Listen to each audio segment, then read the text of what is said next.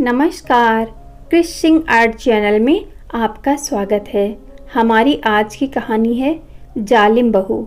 सुनो, मेरे मन में एक विचार आया है। कल बाबूजी को गुजरे हुए 1 महीना हो जाएगा।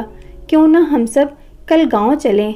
महक ने कहा तो दाढ़ी बनाता जीवेंद्र अचानक चौंक गया और अपने चेहरे पर कट लगा बैठा। उसकी हैरानी तब ज़्यादा बढ़ गई जब महक ने कहा, मुझे तो बड़ी चिंता हो रही है माँ जी की। पता नहीं बेचारी अकेली वहाँ कैसे रहती होंगी। इस उम्र में अकेले गुजारा करना आसान थोड़ी ना होता है। अपनी पत्नी की बात सुनकर जीवेंद्र उसे देखता ही रह गया और बोला, यह अचानक उल्टी गंगा कैसे बहने लगी? मेरा मतलब है कि आखिर चल क्या रहा है तुम्हारे दिमाग में? मेरी माँ की इतनी फिक्र कब से होने लगी तुम्हें? वैसे तो तुम्हें फूटी आंख नहीं भाती थी। अरे पहले और आज में बहुत फर्क है। पहले तो माँ बाबूजी एक साथ रहते थे, लेकिन अब तो बाबूजी भी नहीं हैं उनका ख्याल रखने के लिए।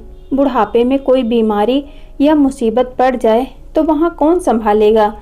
आपको तो पता ही है कि हमारे रिश्तेदार और गांव के लोग क्या क्या बातें बनाएंगे हमारे बारे में कि मैं अपनी बेचारी बूढ़ी सास का इस अवस्था में ध्यान भी नहीं रख सकती।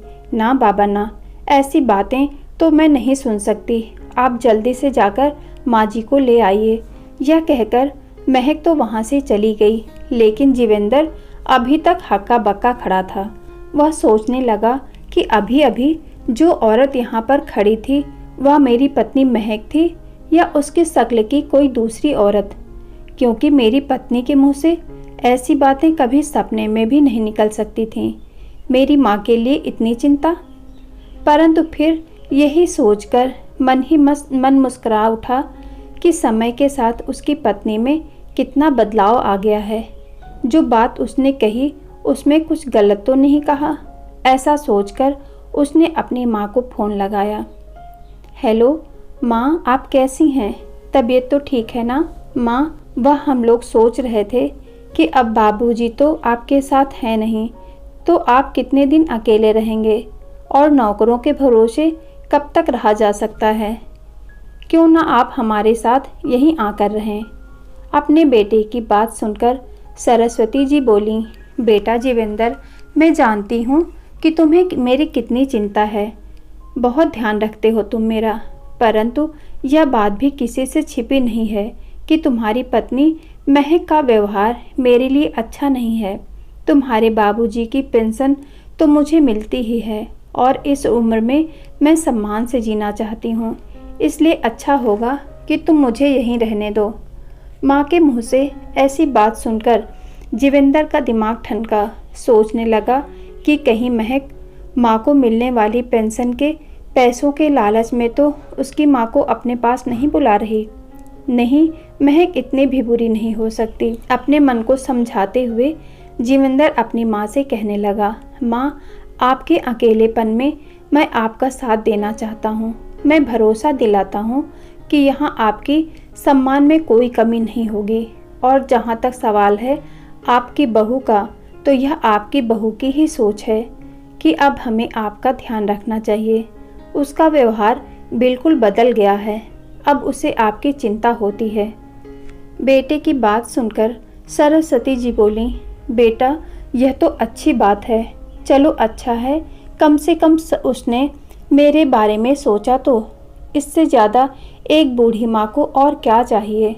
फिर जीवेंद्र बोला, माँ, अब यह तय हो गया कि आप हमारे साथ ही रहेंगे।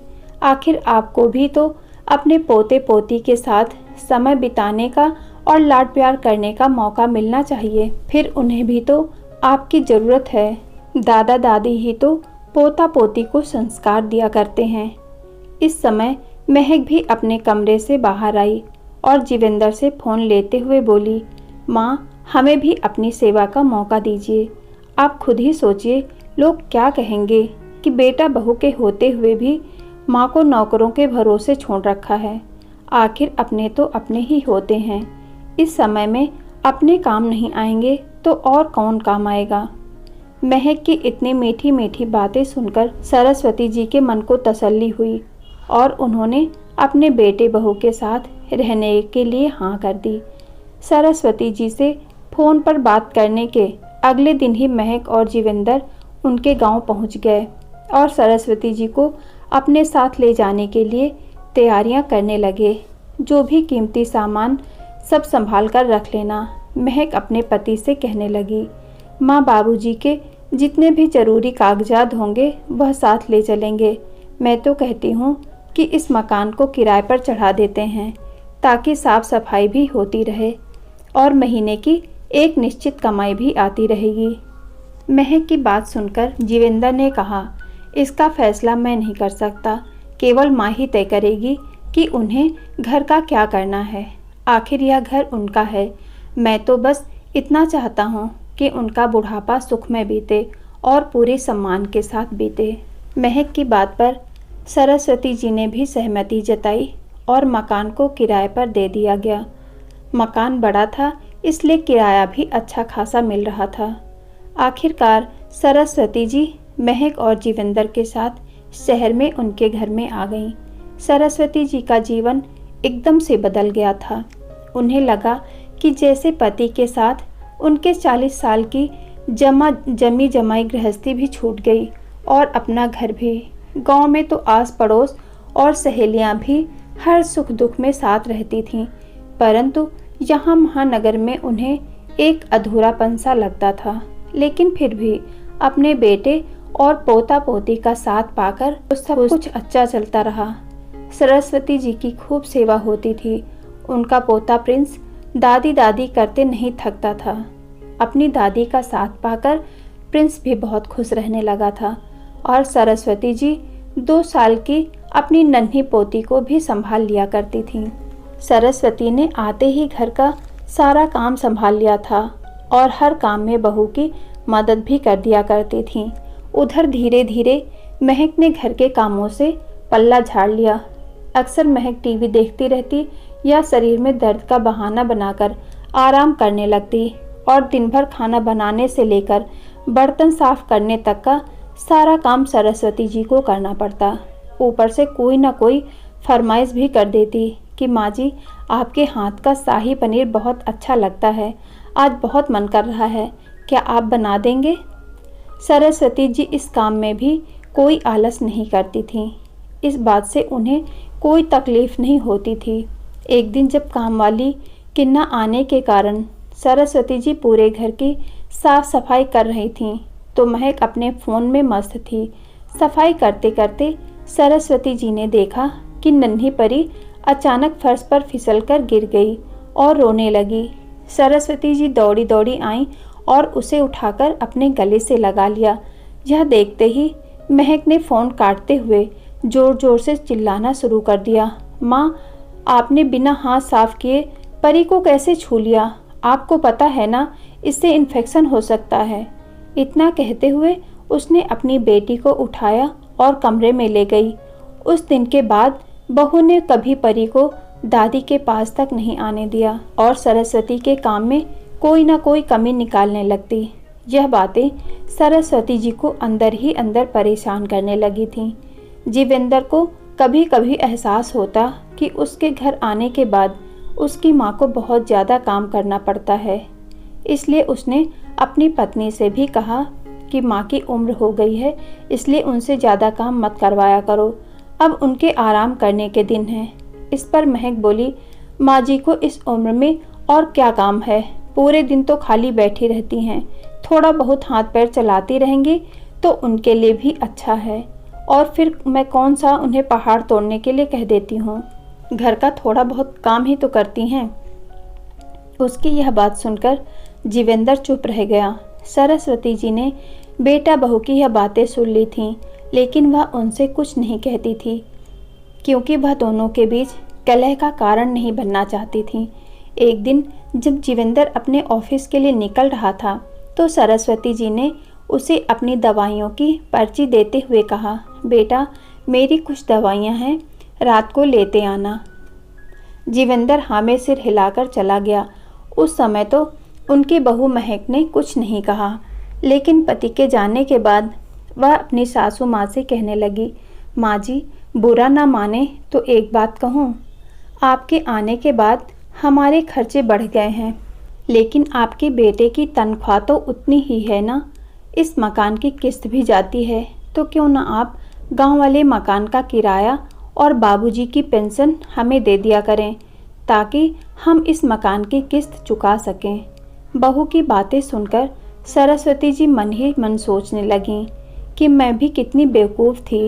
अपनी बहू को इतनी अच्छी तरह से जानते हुए भी मैंने सोच भी कैसे लिया कि मेरी बहू के व्यवहार में बदलाव हो गया है और वह मुझे मेरे बुढ़ापे में सम्मान भरी जिंदगी देकर मेरी सेवा करेगी।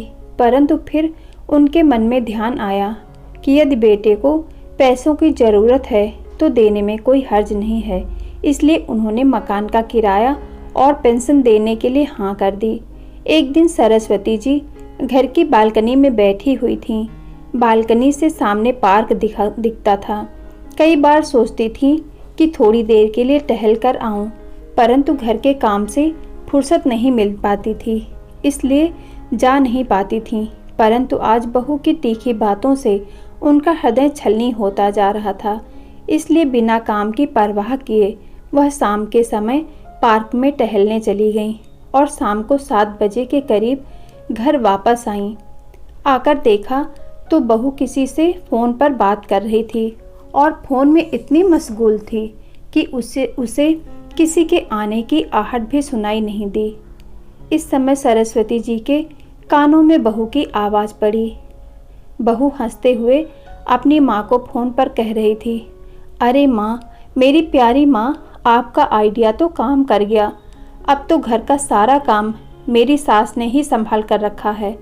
खाना बनाने से लेकर बर्तन धोने तक का, यहाँ तक कि कपड़े धोने का काम भी मेरी सास ही कर देती हैं। अब मुझे कुछ भी काम नहीं करना पड़ता। और तो और गांव वाले मकान का किराया और बाबूजी की पेंशन भी मेरे हाथ में आने लगी है। आपकी बेटी की तो अब ऐसी ऐस है। बहू की बातें सुनकर सरस्वती जी हैरान रह गईं। वे अंदर तक टूट चुकी थीं। आज उन्हें अपना घर छोड़कर शहर में आने का पछतावा हो रहा था।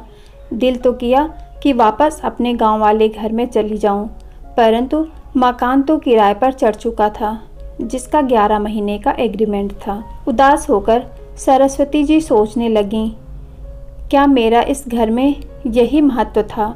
क्या बुढ़ापे में मेरी जिंदगी का केवल इतना ही वजूद है? क्या मेरी हैसियत महज एक काम वाली बाई जितनी है? अब तक मैं केवल बहू की सहायता के लिए ही घर का काम कर दिया करती थी, लेकिन वह मेरे बारे में ऐसा सोचती है, इसकी तो मैंने कल्पना भी नहीं की थी। सरस्वती जी का मन परेशान सा रहने लगा। भले ही उनकी उम्र हो गई थी, लेकिन जीवन के प्रति उनके मन में उमंग थी। परंतु केवल बहू को तकलीफ ना हो, यह सोचकर उन्होंने स्वयं को घर तक सीमित कर लिया था। परंतु आज उन्होंने सोच लिया था कि वह अपनी ज़िंदगी अपने तरीके से जीना शुरू करेंगी। अब सरस्वती जी रोजाना पार्क जाने लगी थीं और काफ़ी लोगों से जान पहचान भी कर चुकी थीं। एक दिन पार्क में ही उन्हें पड़ोस में रहने वाली कुसुम मिली। मिलनसार स्वभाव की सरस्वती जी तुरंत ही उससे घुल मिल गईं। बातों ही बातों में कुसुम ने बताया कि उसकी सास की मृत्यु 1 महीना पहले ही हुई थी। उसके बच्चे अभी छोटे हैं, आसपास कोई डे केयर भी नहीं था, इसलिए उन्हें कहीं छोड़ने का हिसाब नहीं बन पा रहा था, जिस कारण वह 1 महीने से नौकरी पर नहीं जा पा रही थी। इस सब के कारण कुसुम काफ़ी परेशान थी। उसकी बात सुनकर सरस्वती ने कहा, बेटा, अगर ऐतराज़ ना हो तो मैं तुम्हारे बच्चों को संभाल सकती हूँ। कुसुम ने पूछा, आप कहाँ रहती हैं? तभी सरस्वती के मुंह से एकदम निकला, मैं सरस्वती हूँ, मेरे पति। फिर एकदम से ध्यान आया और कहने लगी, मैं सामने वाली बिल्डिंग में रहती हूँ, मैं महक की सास हूँ। मेरा बेटा जीवेंद्र जल विभाग में काम करता है। सरस्वती जी से बात करके तो जैसे कुसुम की मुराद ही पूरी हो गई और सरस्वती जी अपने जीवन को नई दिशा देना चाहती थीं और लोगों से मिलजुल कर उन्हें अच्छा लगता था, इसलिए उन्होंने यह काम करने का मन बना लिया। अगले ही दिन कुसुम अपने बच्चों को सरस्वती जी के पास छोड़कर नौकरी पर चली गई। सरस्वती जी जब बच्चों को अंदर लेकर आईं तो महक यह सब देखकर हैरान रह गई और उन बच्चों के बारे में पूछने लगी। तो सरस्वती जी ने कहा, बहू, यहीं पड़ोस में कुसुम रहती है, यह दोनों उसके बच्चे हैं। दरअसल उसके घर में बच्चे संभालने के लिए कोई नहीं है, जिस कारण वह नौकरी पर नहीं जा सकती थी और मेरा दिन भर मन नहीं लगता था, इसलिए सोचा कि मैं इन दोनों बच्चों को संभाल लेती हूँ। मेरा समय भी बीत जाएगा और कुछ पैसे भी आ जाएंगे। अपनी सास की बात सुनकर महक भड़क उठी। माँ जी, आप बिना मुझसे पूछे मेरे घर में यह सब कैसे कर सकती हैं? यह शहर है, आपका गांव नहीं, जहां आप मेला लगाकर रखें। जहां से लाई हैं वहीं छोड़ाइए इन बच्चों को। लेकिन बहू, बहुत समय से मेरी इच्छा थी कि मैं अपना कोई काम शुरू करूं, लेकिन कभी मौका ही नहीं मिला। लेकिन आज जब पता चला कि आसपास कोई डे केयर भी नहीं है, तो मैंने सोचा क्यों ना मैं यह काम शुरू करूं। मैं अपनी एक पहचान बनाना चाहती हूँ। सरस्वती जी की बात सुनकर उनकी बहू व्यंग्यात्मक हंसी हंसते हुए बोली, माँ जी, आपकी उम्र कितनी बची है अब पहचान बनाने के लिए? बुढ़ापे में यह सब हरकतें शोभा नहीं देती हैं आपको। लोगों के बच्चों की देखभाल करनी है। यदि आपको कुछ हो गया तो आपकी देखभाल कौन करेगा? हमसे तो उम्मीद बिल्कुल मत रखिएगा। अपनी बहू की कड़वी बातें सुनकर सरस्वती जी ने कहा, ठीक है, यदि तुम्हें पसंद नहीं है तो मैं कल से इन बच्चों को नहीं लाऊंगी, लेकिन यह बच्चे आज तो यहीं रहेंगे। नहीं माँ जी, मैं 1 घंटे के लिए भी बर्दाश्त नहीं कर सकती। आप अभी के अभी इन्हें ले जाइए। बहू की बातें सुनकर सरस्वती बच्चों को लेकर पार्क में चली गईं। बच्चे पार्क में खेलते रहे। दोपहर को जब कुसुम घर वापस आई तो सरस्वती जी ने उन बच्चों को उनके घर छोड़ दिया। घर पहुंचकर अपनी बहू की बातें सोच सोचकर सरस्वती की आंखों से आंसू बहने लगे और अपने कमरे में जाकर अपने पति की तस्वीर के सामने बैठ गईं। आज वह बहुत अकेला महसूस कर रही थीं, इसलिए अपने पति की तस्वीर से ही बातें करने लगीं। क्या इस उम्र में मैं अपनी पहचान नहीं बना सकती? बुढ़ापा आ गया है तो इसका मतलब यह तो नहीं कि मैं अपनी मृत्यु का इंतजार करूं। ऐसा कहते हुए वह अपने पति की तस्वीर को निहारने लगीं। अचानक उन्हें लगा कि जैसे उनके पति उन्हें हिम्मत दे रहे हैं। इस समय एक उमंग उनके मन में जागी और उन्होंने ठान लिया कि अब तो वह यहीं रहकर अपने जीवन को सार्थक बनाएंगी और अपनी बहू को दिखा देंगी कि ज़्यादा उम्र होने से जीवन खत्म नहीं हो जाता। रात को जब सरस्वती जी का बेटा जीवेंद्र ऑफिस से लौटा तो सरस्वती जी ने उसे अपनी योजना के बारे में बताया। उसे अपनी माँ की इच्छा जानकर बहुत खुशी हुई। अपनी माँ की बात को जीवेंद्र ने तुरंत सहमति दे दी। तभी महक बोली, लेकिन मुझे समझ नहीं आता कि इस उम्र में माँ को काम शुरू करने की क्या सूझी। अगर करना ही है तो घर पर बैठकर घर का काम करें। अपनी पत्नी को जवाब देते हुए जीवेंद्र ने कहा, नहीं, माँ की जो इच्छा है वह करेंगी। माँ, मैं कल ही आपके लिए एक जगह का इंतजाम करवाता हूँ। ऐसा कहकर जीवेंद्र चला गया। अपनी बहू महक को गुस्से में देखकर सरस्वती जी बोली, बहू, किसी के घर की नौकरानी बनने से अच्छा है कि जिस काम को करने की मेरी इच्छा है मैं वह काम करूं। बूढ़े होने का मतलब यह कतई नहीं है कि इंसान का कोई वजूद ही नहीं रहा। कल तक तुमने मेरी ज़िंदगी के साथ वह किया जो तुम करना चाहती थी, लेकिन आज के बाद मेरी ज़िंदगी कैसे चलेगी वह मैं तय करूँगी, तुम नहीं। इतना कहकर सरस्वती जी पार्क में चली गईं। अपनी सासू माँ के मुँह से यह बातें सुनकर महक हैरान रह गई। अगले ही दिन सामने वाले फ्लैट के नीचे का एक कमरा किराए पर ले लिया। सरस्वती जी रोज़ सुबह जल्दी तैयार होकर वहाँ से चली जाती थीं। कुसुम अपने बच्चों को सरस्वती जी के पास इस कमरे में छोड़ जाती और शाम को ऑफिस से वापस आते वक्त उन्हें ले आती, जहाँ कुसुम भी निश्चित होकर नौकरी पर जाने लगी थी। वही बच्चे भी सरस्वती जी के साथ बहुत खुश रहते थे। कुसुम के बच्चों को देखकर सोसाइटी के अन्य माता पिता भी सरस्वती जी को कहने लगे कि आप हमारे बच्चों को भी रखना अपने पास। इस तरह 8-10 बच्चे और आने लग गए। सरस्वती जी ने अपनी सहायता के लिए 2 नैनी भी रख लीं, जो भाग दौड़ का काम संभाल लेती थीं, साफ सफाई भी कर देती थीं और बच्चों का खाना भी गर्म कर देती थीं। देखते ही देखते सरस्वती जी का काम इतना बढ़ गया कि उन्हें साथ वाला एक और कमरा भी किराए पर लेना पड़ा। एक दिन एक नैनी ने बताया कि इस सोसाइटी के एक घर में रहने वाली उनकी उम्र की एक औरत अपने घर में बहुत दुखी है। उसकी बहू उसे बहुत परेशान करती है। उन्होंने नैनी से कहकर उस औरत, जिसका नाम सुशीला था, उसे अपने पास बुलाया। उनसे उनका सब दुख सुनकर सरस्वती जी बोली, यदि आप चाहें तो मेरे पास यहाँ आ सकती हैं। आपने बताया कि आपको मशीन का काम बहुत अच्छे से आता है, तो मेरे पास घर पर कपड़े सिलने वाली एक मशीन फालतू में ही जगह घेर रखी है। क्यों ना हम उस मशीन से गरीब लड़कियों को कपड़े सिलने का काम सिखाएं, जिसकी फीस हम बिल्कुल कम रखेंगे। इस तरह वह भी आत्मनिर्भर बन जाएंगी और हमें भी जीवन जीने का एक मकसद मिल जाएगा।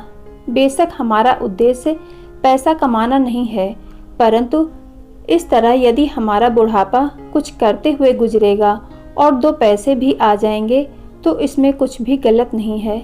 सुशीला जी को बात जच गई। अगले ही दिन से वह सरस्वती के पास आने लगीं और कुछ घंटे वहीं रहकर काम करतीं।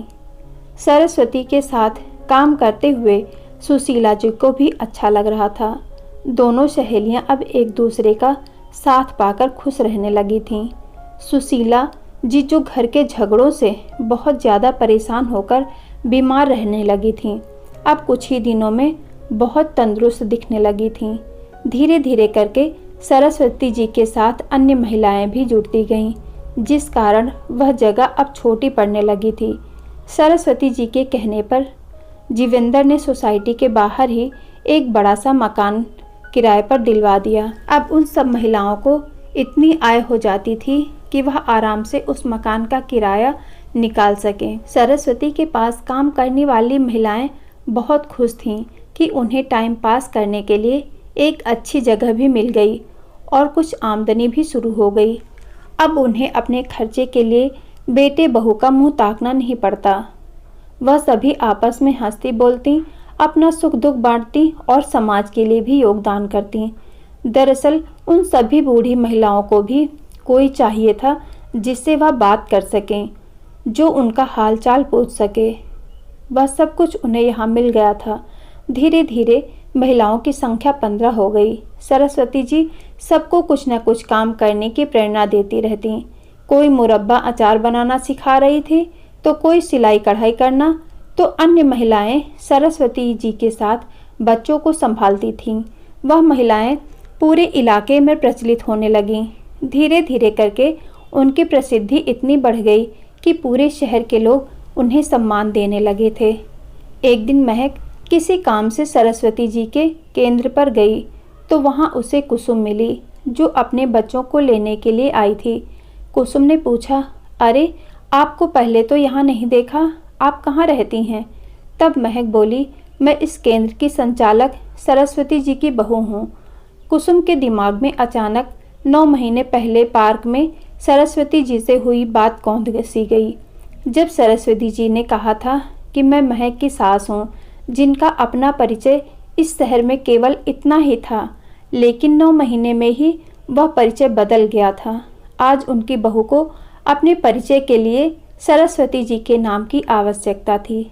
आज सरस्वती जी ने साबित कर दिया था कि उम्र तो केवल एक संख्या है, और यदि जीवन को नई दिशा देने का जज्बा मन में हो तो सारी अड़चनें छोटी पड़ जाती हैं। और यदि आज की युवा पीढ़ी सरस्वती जी के बेटे जीवेंद्र की तरह अपने बुजुर्गों का साथ दे, तो वे प्रेरणा की नई मिसाल कायम कर सकते हैं।